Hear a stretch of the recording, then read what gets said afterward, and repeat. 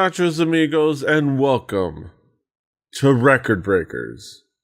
It's a music podcast where a group of friends gather together to hang out, talk about music, and share an album with each other, one album at a time.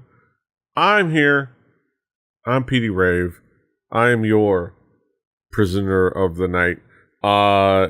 Here with me is my team, my squad, my crew. We've got David. I've walked for miles inside this pit of danger.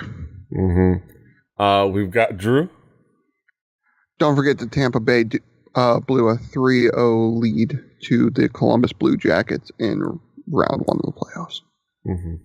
And of course, still here, still with us, still putting up with us, we've got Bryce. Hi, that's me. Yes. We're here to talk about music. We're here to talk about an album. The provider of the album is none other than Ohio's own Drew. Drew, what do you got for us this week? Yeah, I decided to throw in an album that I hadn't listened to enough of. It's one of those bands that I always come back around to when I'm in a specific type of mood. And they're one of the bands I really think of when I think of Psychobilly, and that's Tiger Army's 5. Drew, I'm curious, what were your expectations? I mean, no, David. Drew, what were your expectations? Oh, I picked this album. No, David. Messed up my D's. David, what were your expectations coming into this album? Edie, the great thing about being on the Record Breakers podcast and you having this format is that this is the part where I get to say I had no expectations whatsoever because I had no idea. Yeah. I have an understanding of what the Psychobilly genre is. I know I've listened to some songs here and there, so I understand it. But this band in particular, Tiger Army, I really had no knowledge of them. So I was ready to jump in. I enjoy Psychobilly, the stylings when I hear it. So let's go. Yeah. Bryce, what expectations did you have coming into this album? I guess I was not super familiar with Psychobilly as a genre.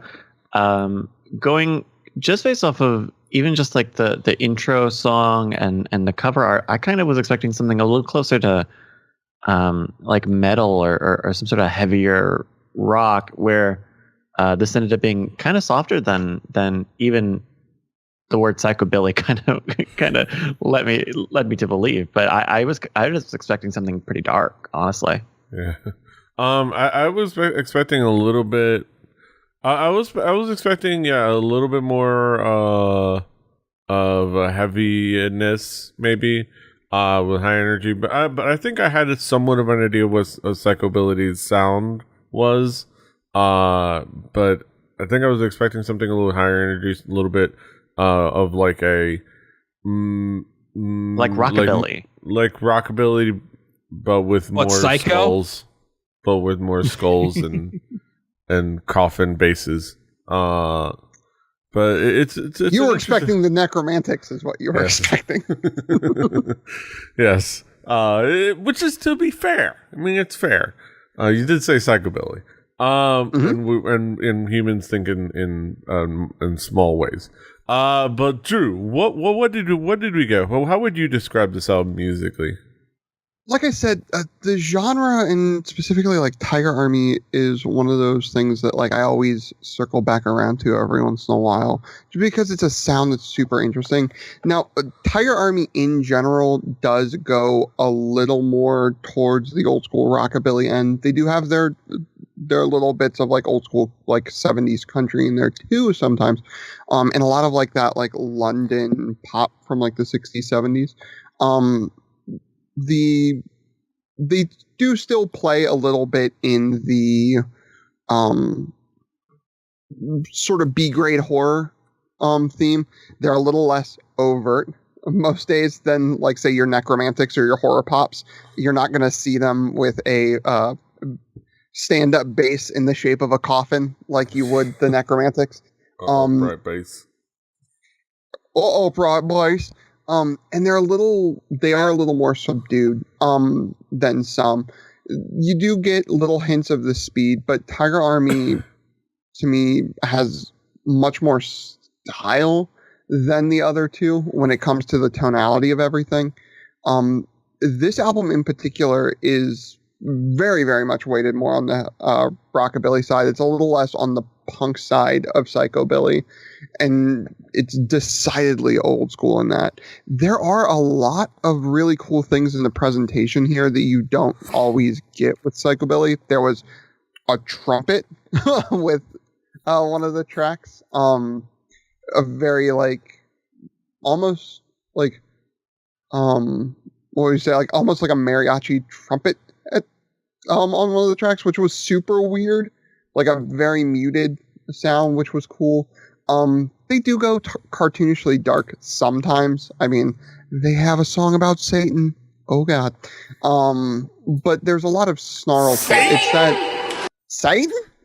They're talking about knives and killing at times. So there is that, but it's a lot more old school on this, and there's a lot more thought put into it than some of their others. The composition of it, the tone of it is much more, in my opinion, well thought out and more varied than some of their other albums were, which is why I think this one is super, super interesting. Even Nick 13, the singer and I believe guitarist, the singer and guitar player is on record as saying musically, this was a leap forward for them, being their fifth album, being something that they took 7 years, 7-8 years to get to, I believe. It was a jump for them, but I think it was one that was well deserved. Mm-hmm. David, how would you describe this album musically? What would be the themes, elements that stand out for you? Oh, I don't hear you. The themes and elements that stand out to David are... All right, now I should be unmuted. Okay, there you go. I am usually not someone who gives things that really lean into camp a fair shot. But this swayed me quite a bit. And I can really appreciate when there is a lot of really strong musicality and songwriting behind the camp. And there's a lot of that. Nick 13 is a super talented dude. He's really, really talented. And he is not afraid to wear his influences on his sleeve, and while still maintaining an identity of his own. And you really see that all throughout this album. And more than anything, I came away from this album saying, this dude is really creative and really talented, and he definitely stands on his own as an artist and as a songwriter. Everything on here was everything Drew said. I don't want to get too repetitive, but Nick 13 really stands out as a performer and as a musician to me. Mm-hmm. Bryce, how would you describe this album musically? What would be the themes and elements for you? I think the big thing for me was how much of it felt very throwback. And I mean, Dark and Lonely Night is a skip and jump away from just being a doo-wop song, right? It practically is a doo-wop song, right? And so I think it is very approachable in that sense, in that it kind of, it feels of that era. And so I think it's a really interesting take on this sort of almost of the same ilk as a B-52s, of just being unapologetically I don't know, not surf rock, but 40s rock sort of sensibilities. And there is definitely a lot of artistic of flexing in here, from the lyric writing to the vocal performance. Nick 13 is his name, right? Mm-hmm. His vocal performances are perfect. They are like super clean, and they like that. That's I think a good way I would describe the album is it feels pretty clean, honestly. It's only kind of at the end during In the Morning Light where you actually start to feel it break out of the sort of space that it's exploring. But even then, that feels like a good moment to do that, to kind of give one last elevation. So yeah, I think that all of that is kind of how I would describe VA here. Mm-hmm. Yeah, I think it's definitely like it does harken to a very like basically bringing in kind of a fun like vintage sound in a sense, but with like taking I kind of put in my notes a fun vintage sound but with modern fidelity, like in a way, and then adding the spoopy stuff in there, kind of like lining it up a little bit, but not as overt as some other bands. But I think it's a fun it's a fun sound that I think works really well for them. Let's drill into some of the key tracks. Drew, what would be some of the key tracks for you? Keep saying more overtly than others, and the only image I see is Necromantics playing Who Killed the Cheerleader with the giant upside down crosses on a coffin base. Which is ridiculous. That band is ridiculous.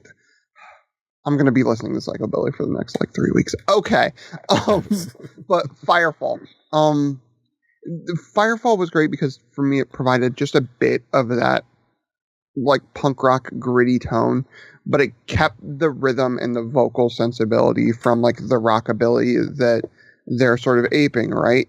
It gets your toe into that pool. And yes, there are bands in the psychobilly genre that borrow way more from punk rock, whether you're talking about a Speed from a Reverend Horton Heat or something like that. But they decided, I think, on this record to stay more firmly in that 40s, 50s vibe, and just touch you with that little bit of that phrasing, but to just touch on that punk rock sort of gritty tone to it, which I think was cool.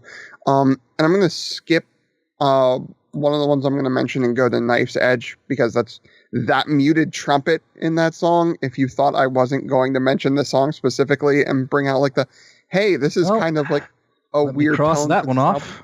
Let me cross that one off my list. Talk about it. But I think it has that great. It's a love song that's dark, in a lot of cool ways, which I think is cool. And then I Am the Moth.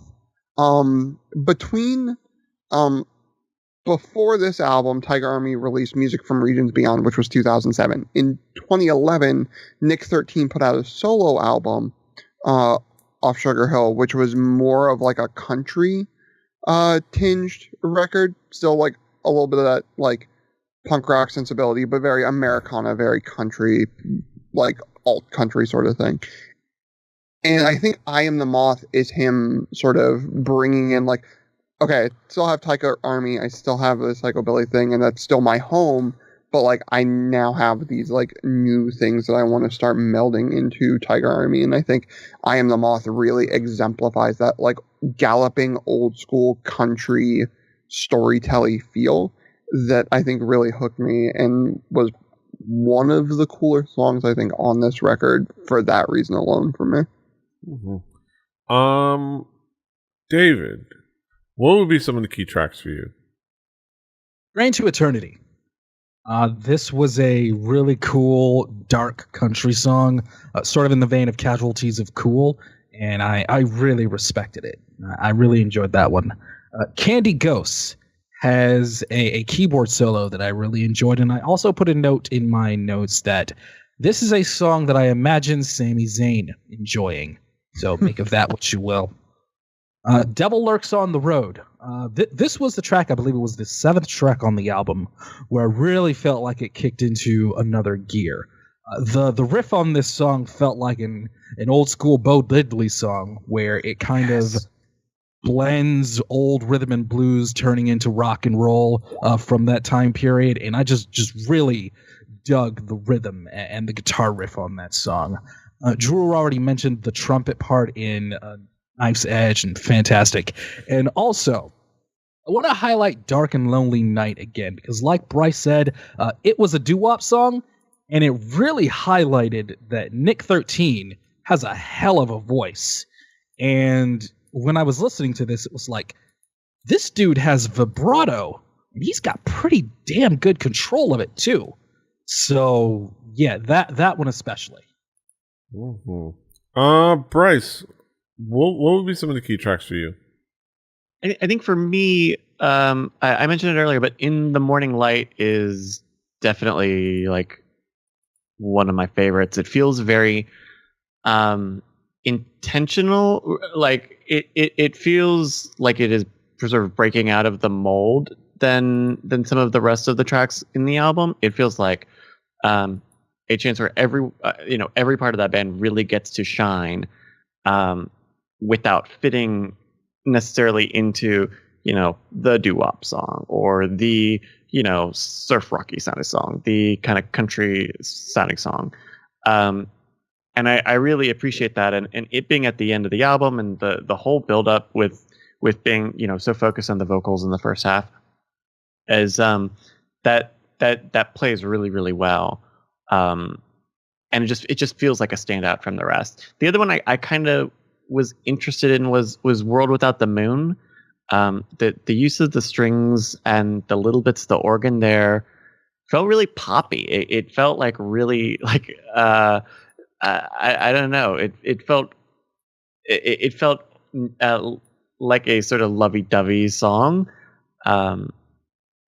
without I don't know. It's just the use of the instrumentation there was really was really strong. Was a really good addition to that one. I don't know. It felt like a catchy little pop song because of that. Yeah.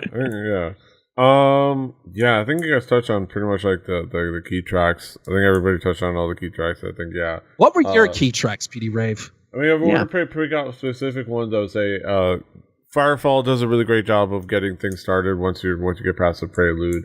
And Prisoner of the Night, World Without the Moon, like was mentioned. It's a fun. It's a song where like I think that one.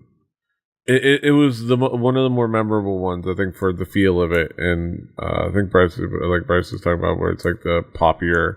It is just this fun little like lovey-dovey track, and I enjoyed that. But I think those were some of the ones that stood out earlier in the album as memorable tracks. I think overall, but let's wrap around and talk about some conclusive thoughts. David, what would be your conclusion on this album as a whole? There's a lot on this album that I really, really liked start to finish. I really, really enjoyed this. It went all sorts of different places, which I love. I love any singular band or artist that is not afraid to dip in multiple genres all at once. I think Nick 13 is probably the guitar player that one day everybody told he could really sing, and found out he can really sing, and he can sing really well. His songwriting is super tight. The guy is just. This is just a great album from start to finish. I have nothing but positive things to say about it. It's got dynamics. It's well produced. The songwriting is solid. It gets a full thumbs up. Mm-hmm. Bryce, what were your conclusive thoughts on the album as a whole? I agree with David in that it has a lot of range in the sort of Americana almost sort of space that it's trying to explore. But also, I think this is a good album. This is an album I would want to see live, partially because it has a lot of energy and it's not like super hot and cold. It generally like goes like, I was listening to it earlier today, and I couldn't believe how fast it. I mean, it's a shorter album. It's only like 40 minutes or so, but I was kind of taken back by how fast it all seemed to go because it does all work together. And because the recording is so clean, I mean, I really want to hear this live. I want to hear it grunged up just a little bit, or just with the energy of a live experience. But I think this is a really nice album. Mm-hmm. I think this is a really nice album. I would say there's a lot of really cool moments. Musically, it's really cool and fun. I would say it didn't completely ensnare me completely, but I think there was a lot of moments that were really fun to listen to as I went through it and listened to the songs. It's an interesting sound to kind of get into, and I think these guys and this guy in particular, Nick 13, do it really well. I think it's definitely worth checking out, and I definitely would love to, like, if they're playing at a show that I'd be interested in going to. I would love to see them live, like Bryce said. I would love to see a nice upright bass being played live at a performance. So it'd be really cool. But yeah, last but not least, Drew, what would be your conclusion on this album as a whole? I think that, as I said, psychobilly is a weird genre to get into because it is very wide ranging. And there is very much a spectrum of how close it gets to rockabilly, how close it gets to punk, and what parts they take of each, right? There is a lot of the horror element that's a little weird for some folks, especially like the B-grade horror, B-grade sci-fi, if you're talking about someone like Reverend Horton Heat. But I think Tiger Army is a good, like, mix of all of the things. It's one of those things where I could show somebody who, like, maybe is interested in the genre, and I can show them any Tiger Army album, in my opinion, and it comes out that, like, this has a little bit of every piece. Sure, it's maybe not as punk rock as the Necromantics, and sure, maybe it's not as, like, musically weird as Reverend Horton Heat, but it's something that has a little bit of everything. And I think this album in particular is Nick 13, like, really flexing his muscle as a composer and really putting that forward. So I brought that because, one, it's their most recent until whatever album they drop this year. And two, I think it's one of their most musically diverse and more interesting ones. Not saying their other albums aren't fantastic. I do love them a lot, but I think that this album has something to it that it has to offer, and it's something that, like, seeing the growth is always fun. Yeah, that's a really cool, like, seeing a band coming back after a few years. This album was released in 2016, and the previous album was released in 2007. Yeah, the gap. And like I said, he came out with a solo country album in, like, 2011. So, like, he was doing stuff, but, like, the band sort of took, like, a little bit of a backseat. So if this were a different group doing a different thing, they might be going into the lab, as it were, perfecting something. And I think that is to be, like, kind of commended a little bit. But. Mm-hmm. Yeah, those are our thoughts on Tiger Army's V.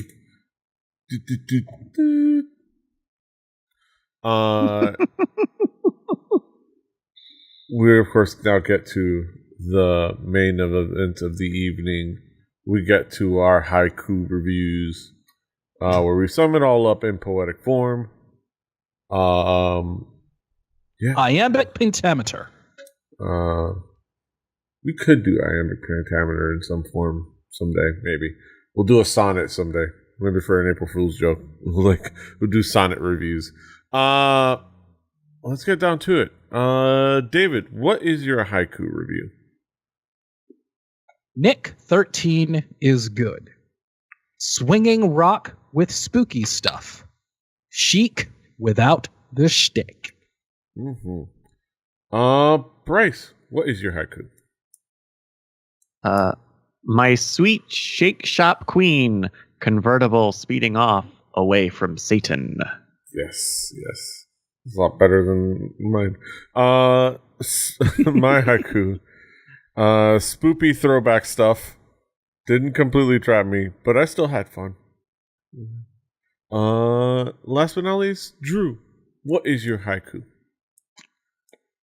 True Psychobilly, without too much silly, feeling old school cool. Mm-hmm. I thought you said you was going to say feeling old school Willie, but that didn't work. Then that would I couldn't be make a rhyme. every Feeling line, old right? Willie. I actually didn't notice the rhyme in line 1 and 2 until I was saying it. I was like, oh, that sounds weird. True Psychobilly without all the silly. Didn't you guys just Feeling old celebrate Willie. your 5-year anniversary? Yes. Yes, sir. It's fascinating. It's been 5 years. So it might be 6 years. What? I think for record breakers, I'm gonna have to look at that. 575, no rhyme. Yes, sir. Let's talk. Those are our haiku reviews. That wraps it up for our thoughts on this album. You can, of course, find this album on our Spotify playlist. Play Record Breakers, the home game. Do your due diligence and your due diligence. Of course, on that Spotify playlist will be next week's record. And of course, it's the 4th. That means our guest finally gets to introduce an album. And that's Bryce. Bryce is introducing an album. What do you have for us next week? That's right. I have my favorite album from 2018. It's Sophie's Oil of Every Pearl's Uninsides. It's a very strange hyper pop album, but I hope I'm looking forward to talking about it. I'll tell you that. Yes. It's completely different from this album. Nope, really close, really similar bands. Pretty much the same. They're going on tour Adjacent. together next month. Yes. Oh, that'd be great. Oh my god, Weird show. that would be a great show. Though. Everything would be That super would be high, but it would be great. on various substances. Yes. The only problem is the part in between where they would have to set up Sophie's projector for all the VJ stuff. Or I don't know if she does any of that stuff, but we'll talk about it. We'll talk next week. We'll talk. Overcooked. Yes. A peanut is neither a pea nor a nut. Talk amongst yourself. Of course, that'll be next week. And this is this week. You can, of course, find us all over the internet. David is at Call Me DJM. Drew is at X. Bryce is at Brycast, BRYCAS, or trendinglemon.com. I'm at PD Rave. The show's at 4 Record Breakers. That's the number 4 Record Breakers. RecordBreakersPodcast.com. RecordBreakersPodcast@gmail.com. If you want to email us, Rebelli.net for this and other shows. Please leave us feedback. Let us know what you think about the album week in, week out. Communicate. Let us know what you think. Like, share, subscribe. Do all the things that you do to podcasts. All the positive things, hopefully. Reviews and whatnot. Until next time, hasta los huevos.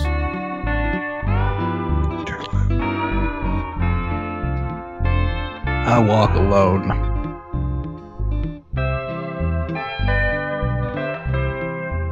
Diamond Club hopes you have enjoyed this program. Yeah!